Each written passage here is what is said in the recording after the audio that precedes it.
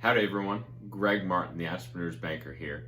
I want to start off by telling you a story about a client of mine that I really admire. This client was in the technology industry and his business just continued to grow year after year after year. And I sat down and I asked him one day, it's like, how are you planning and how are you hitting your strong growth every single year? And he just looked back at me and he smiled and said, Greg, I've got a budget for it. Every single year, my team and I sit down and we plan out what we want to achieve operationally each year. But then we also go back and talk about, okay, what does the finances have to happen in order to allow us to do that? And by doing that, we are able to eliminate activities that aren't really helping us reach our objectives, but then we're also increasing our sales and make sure that we're doing efforts to increase sales, but we're also controlling expenses, which ultimately leads to increased profit, which ultimately leads with our ability to continue to grow. So today we're going to take a deep dive into income projections or budgeting. Now, I know a lot of entrepreneurs think that budgeting, it has a negative word and it's a restrictive word because it tells you how much you can spend and how much you can't spend. But I see budgeting as freeing because it says this is the plan that we're going to use in order to meet our financial goals. And if we need to tweak or change it along the way, that's fine, but we all know where we're going. So the purpose of an income plan or a budget is to provide you a financial roadmap that will, 1, support your operational objectives, 2, keep you focused on the path and the pace of growth, and 3, provide you with a framework to help you meet sales objectives, to help you control expenses, and to increase profitability. The outcome of a budget is actual alignment across all the different functions of your business.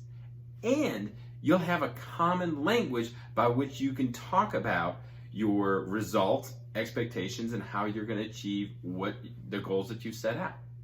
Before this, revenue, expenses, profit, production, those are all just numbers on the page. But with the budget, it actually ties everything together and allows you to communicate. I found that the impact of having a good financial budget that's communicated across the company is a company that is able to adapt and pivot to react to whatever's going on. And they've got confidence in their ability to plan and execute the plan. Okay, so now we're going to get into the heart of today's conversation. And we're going to talk about the system for developing a budget. Now, there are a lot of great budget planning tools out there, and I'm not saying that one's better than the next. I'm just telling you that this is a system that I've seen multiple entrepreneurs that I've worked with use, and it's actually a system that I use in order to kind of conduct analysis on their business. And so I hope that it brings value and meaning for you. But before we dive into it, let's talk about a couple just big overarching things. First off, who should be in an income budget planning discussion? Well, obviously the CEO needs to be there, the person that's got the vision of where the company is going to be.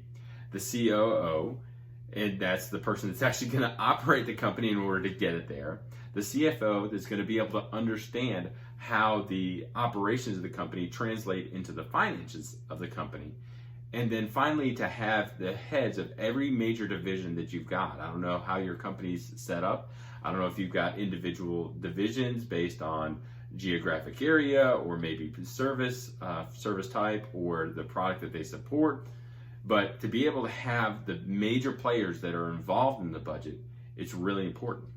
Secondly, remember the old KISS method. Keep it simple, stupid. A lot of people think that budgets have to be 18-page documents that have detailed expenses and where everything are going to go and exactly know who's going to generate what revenue. And that's just not reality. The fact of the matter is that you're looking into the future. You're gazing into a crystal ball that you just don't know what it's going to be like. So keep it simple. Don't add complexity. Because after all, a budget is just a guideline. Things happen and things cause your business to adjust and adapt. Heck, look what happened in 2020. For a lot of companies, they didn't plan on what was going to happen, but they had to deal with it. So your budget can adapt, and it's just a guideline. The budget is a tool, and just like any other tool that you've got, garbage in equals garbage out. And I know that this is really hard, but you've got to really put a lot of thought into how you're actually going to be generating the sales numbers. Is that reasonable? Is it just a salesman saying, yeah, I can sell it, but then when it actually comes time to sell, then they fall through on it? Is it reasonable to manage expenses at a certain amount and to either grow market share and to grow profit? So, and you're not going to have a perfect knowledge on how to do this, but the fact of the matter is you're going to give it your best educated guess, and then you're going to move on, and then you're going to test against it. So I think that having a budget is absolutely fantastic, but just having a budget and then ignoring it for an entire year and then checking it at the end of the year and saying, okay, how did we do against the budget? That just doesn't make sense. Just like with every roadmap or every treasure map, you've got to constantly be looking at it and making sure that you're along the path. And if you're not along the path, you're making adjustments to either get back on the path or you're finding a new route to the solution. So what I suggest you do every single month with your key leaders, that you look at how you actually did, you compare that to how you did last month, how you did last year during the same month, and just in case there's some seasonalities or something like that in your business, and then you compare that to your monthly budget to say, okay, we said we were going to do X this month, how did we do, both in sales, expenses, and profit? And then, not only from a monthly standpoint, but also looking at it from a yearly standpoint. How have we done year to date? How does this compare with how we did last year? And then how are we in line with our year to date budget? Are we on point and we're doing good? Do we need to make some adjustments? Are things so much better than they are? Let's figure out why they're better and see if we can accelerate that. But at the end of the day, you have to follow this and you have to refer to it more than just once a year. And then the last thing I want to say before I actually kind of dive into the tool or the system is don't be afraid to adjust. It's going to happen. You don't know the future. This is your best guess. So don't think that once you set the budget, it is locked in stone. You can adjust it. So there are a lot of great systems that you can use to come up with your income budget. The one that I've seen a lot of successful entrepreneurs is a simple trend review. Now, this is going to require that you've got 2 or 3 years of your income and expense statements to use as a reference that'll help you with your projections or your budget. You break the projections down into 3 distinct categories: your revenue category, your cost of goods sold category, and your operational expenses category.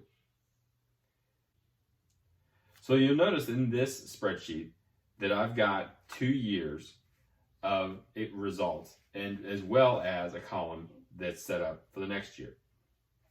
So step 1 is to have this in an Excel document or something like that. Step 2 is that you'll notice that there's 4 columns in between year 2 and then the next year's projections of the next year's budget. And the first column is obviously the results that you've got. So year 1 results, year 2 results. But then the column next to that is actually the dollar amount change from the previous year, year over year change. And then it's sometimes having dollar amount is important and helpful, but a lot of times having it in a percentage is just as important and helpful because it allows you to identify major swings, either positive or negative. So in the next column, I actually created one that is year over year change from the previous year. And then finally, I think that it is helpful specifically when you're talking about your budgeting to have a percentage for your cost of goods, to understand what percentage of total revenue they are, as well as for your total OPEX, what percentage of each one of these individual items represents your total operational expenses. So again, sometimes having dollar amounts help, but being able to work in percentages, it levels the playing field and it allows your eye to go really quickly to where some major changes are. So let's talk about your revenue projections and what are the things that you need to look at. When you look at the year over year revenue trends, you're going to try and get granular about what caused those trends. So what caused, in this example, what caused the revenue from year one, specifically in service revenue, to go from $1 million up to 1.25 million? And then looking at it saying, oh my gosh, okay, what happened in parts? Why did we drop in parts? Because year over year we decreased almost $260,000. So you've got to get really, really granular and understand the reason why, because it just didn't happen. Did you have a new sales team join, a salesperson join you, or maybe they left? Did you increase your prices, or maybe competition entered or left the market? Whatever it is, it's having a very clear understanding of what drove that revenue historically, and then saying, okay, well, how is that revenue change going to happen this next year? Another good way of looking at it is understanding and looking back to see if you had any large anomalies, either good or the bad, and to take this into account. I mean, let's say that you just had a killer sale, and it provided a 30% bump in your sales from last year. Well, is it realistic to think that sale is going to happen again? Or is it realistic to think that sale, that level of increase is going to happen again? One thing I want you to be aware of as you're going through and you're talking about anomalies, or you're talking about your projections, is to kind of strike that balance between having a focus and being super granular. For example, every single year in my business, I have at least one client that is a very large client that has a 7-figure or larger loan that I didn't even know them on January 1st. So who that person is going to be in 2021, I think I might know who it is, but I don't. So you may not know that this client is going to have $1 million sale with you. But what you can do is you can look back and you say, okay, this has happened every single year. And while this is most critical in manufacturing companies, but I think at some level, every company is a manufacturing company, you have to be aware of the relationship between your ability to sell and the ability of your company to actually produce. Because if your salespeople go out and they sell, and you don't have the capacity in order to produce those widgets or whatever you make, well, then you're going to hurt your reputation, and that will actually lead to decreased sales. Okay, so now let's talk about the cost of goods sold categories. All right, in the cost of goods sold categories, you have to be able to take a deep dive and to say, okay, what are the major drivers in these categories? And you can see here that in this example, obviously labor and inventory are the major drivers. So again, just like you did up here with the sales, and to determine what was the driving factor from year over year, and how sustainable is that into the coming year, do you have the ability to understand what drove your major cost of goods drivers? Are you in an industry that your inventory is very much a commodity, and the industry, the price fluctuations go up and go down? If that's the case, what are you doing to protect yourself? Do you have any type of hedge? Do you have multiple suppliers? What are you doing to be able to do that? And that also kind of goes in and saying, okay, not only from the inventory itself or the commodity itself, but how many suppliers do I have? What if one of them were to go out of business and that caused me to find another supplier? Well, I'd probably have to, establish terms with them, because I don't have credit and experience with them. And what are the prices? And are you familiar with the price breaks and everything like that?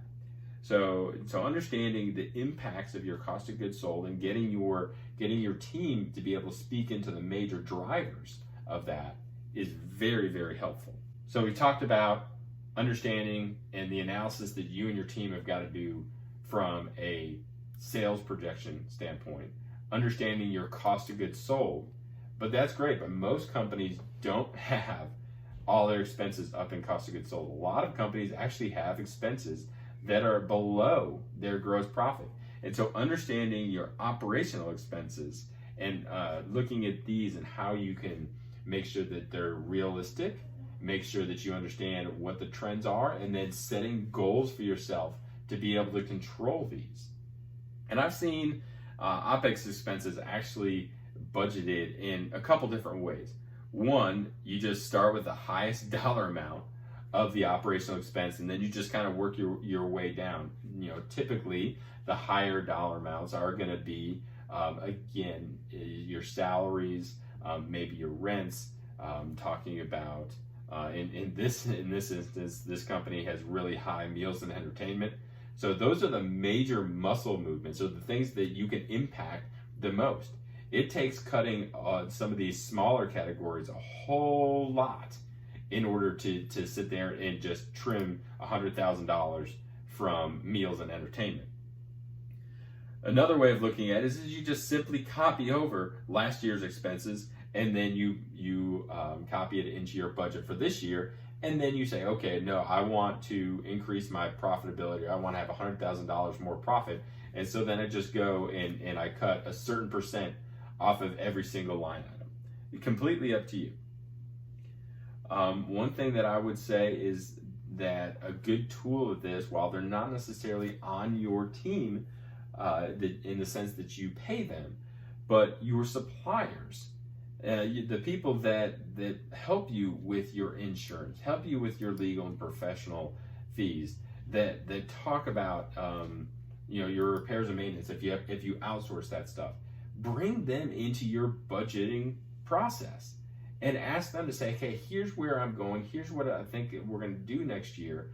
Help me provide a little bit of input. This is also, and jumping back up to the cost of goods sold, that's a really good example of how you can maybe get some of their industry experience and kind of working through that. Now, this is not part of your income and expense statement normally, and it's not part of your tax return. But I strongly encourage you to have a line item for loan principal payment reduction. When you have a loan, as most of you know, when you have a loan, the interest portion of that loan is tax deductible. So it shows up on your income statement, it shows up on your tax return. But that principal portion of it, that's not a tax, you can't deduct that from your taxes. But what you can do is that you can pay that, and you have to pay that. So as you're going through and you're budgeting, you better plan out your loan principal payment, because that is cash that is flowing out of your business. So that's a very simple system that you can use in order to look at the last couple of years of your actual results and then budget or move forward into the next year and setting a plan. Now, we've talked about the purpose of having a budget. We talked about the outcome, the impact, and then we just reviewed a system. Well, now I've got an exercise for you that I want to challenge you with. In this exercise, you're going to fall into one or two camps. You either already have a budget or you don't. And if you have a budget, then you probably have already done this. But if you have not shared that budget with the key leaders in your business, you need to do that.